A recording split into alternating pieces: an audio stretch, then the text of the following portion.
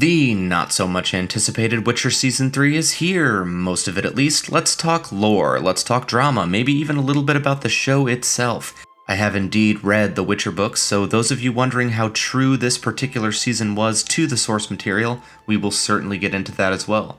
Especially given all the heat that Netflix and showrunner Lauren Hisrich have gotten the past few months over this particular issue. Rightfully so, I might add. But you know, it's hard to take an objective look at The Witcher after all the drama that's ensued ever since Henry Cavill announced his departure from the show. They did him dirty. As many fans I'm sure at this point are aware, Cavill not only loves the Witcher IP, but is a bit of a nerd himself. And not the nerd that wears glasses with fake lenses, watches anime sometimes, and thinks that makes them a nerd. No, Cavill is a real one. He builds computers, plays MMOs, loves tabletop, and more. I was playing a game called World of Warcraft. I missed the call from Zack Snyder to tell me I'd got Superman. But did you hear the phone ringing? I did. And you chose to ignore it? Absolutely. But more importantly than that, he has become a huge voice and advocate for the fans and fandoms in general. In a world that's very quick to label fans as toxic or difficult when a film or show doesn't do particularly well or doesn't get the reviews the creators wanted, Cavill has been immortalized by his comments in an interview where he stated that the interviewee might be mistaking passion for toxicity. I don't necessarily consider that toxic, I just consider that passion. And that's what these types of fandoms are. That's what nerd culture is. We're passionate people who want to see our favorite characters portrayed on screen the way they were portrayed in books or games or what have you. It's not unreasonable to have expectations. And it should be mentioned that one of this show's biggest draws for fans was Cavill himself. Getting to see someone so passionate about a character, playing that character, somebody who has a strong understanding of the character they've been tasked with portraying. And you may be thinking, well, casual fans don't know all that stuff, they just turned it on because it was on the front page of Netflix. And that might be true for some, but make no mistake, the Witcher books have sold more than 33 million copies worldwide, and the games, 75 million copies. This is an enormous fan base of people, many of which have some form of previous knowledge about the show per these other sources.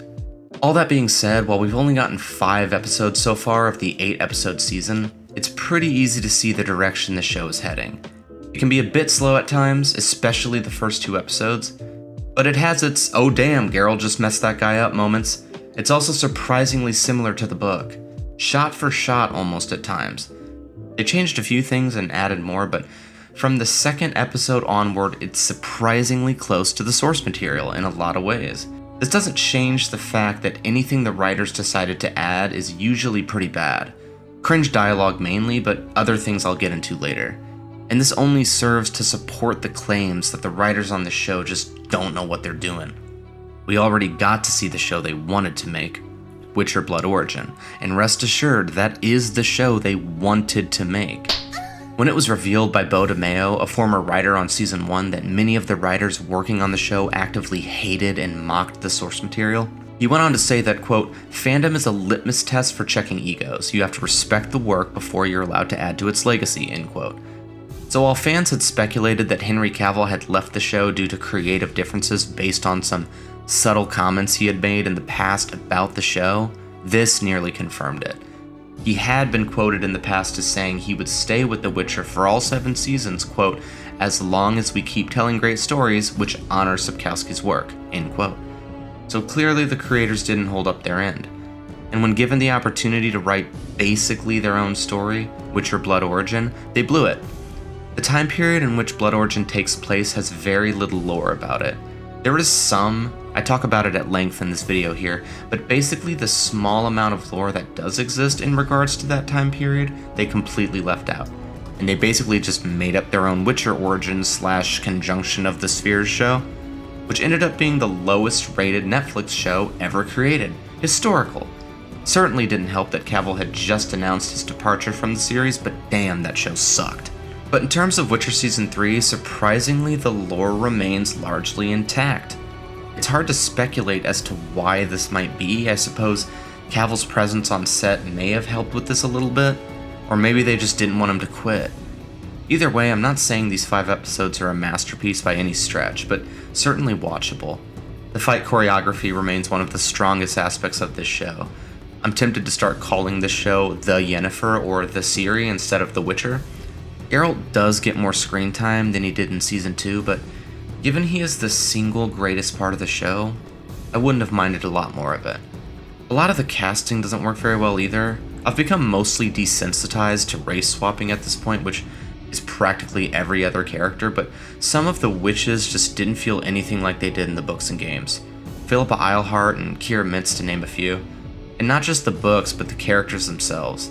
And to reiterate, when the writers follow the book story, it's pretty good. I would presume this is due to the fact that it doesn't require them to do much actual writing. And I'm not one of these guys that doesn't think you can add things to the story, but anything added, in this case, is very noticeable. Even if you haven't read the books, you'll notice. Something cohesive and centered that actually makes sense will be happening, and then a scene that just makes you cringe. Guess which one they came up with. I'm not going to list a bunch of examples, maybe when I make a longer video at the end of the season, but to name one, Jaskier finally has a love interest, a real one, and not just a one-night stand deal, because we all totally wanted that. That's what the fans wanted, to see the goofy, sleazy comic relief fall in love. With Radovid, the Prince of Redania. So Jaskier's gay now, I guess. He wasn't in the books, if anyone's wondering. He wasn't in the show either up until this point, but whatever. Pretty much everyone in the show is gay now, but you'll see that when you watch it. And that's fine, I guess, whatever, but the romance between the two is so damn forced. There's no build-up. It's just as soon as Radovid lays eyes on him, you can tell they're gonna get it on at some point. Super in your face with it. You know when some douchebag pulls a guitar out at the party and plays Wonderwall? Hi, welcome to learning how to play guitar. Well enough to get you laid. There are literally thousands of chords, but only 4 of them are needed to play Wonderwall. So let's get started. And even though it's really bad, somebody always ends up in bed with that guy? Yeah, that basically happens. Jaskier plays a song and Radovid turns into a stricken high school girl. It's just cringe, man. All of that aside, the worst part is really just the dialogue. Sitting on the couch coming up with better lines that the characters should have said instead of what they actually said, it's that kind of bad dialogue. But again, very surprised how true this season is to the book. It definitely has its moments. I didn't hate watching it, but like all other Witcher seasons, it's not very cohesive and the story just bounces around a lot. It struggles with world building, letting you know where you are, who's a part of which faction, in which region, and so on. A telltale sign of bad writing. It's not as good as Season 1, it's way better than Season 2. It is what it is. When the rest of the season comes out, I'm going to make a much longer, more comprehensive video about the show and what we might expect from it going forward, if anything. Until then though, please subscribe. I really love making these and I'd like to keep making them, so please subscribe and like the video. If you stuck around this long, I thank you for watching. Have a great day.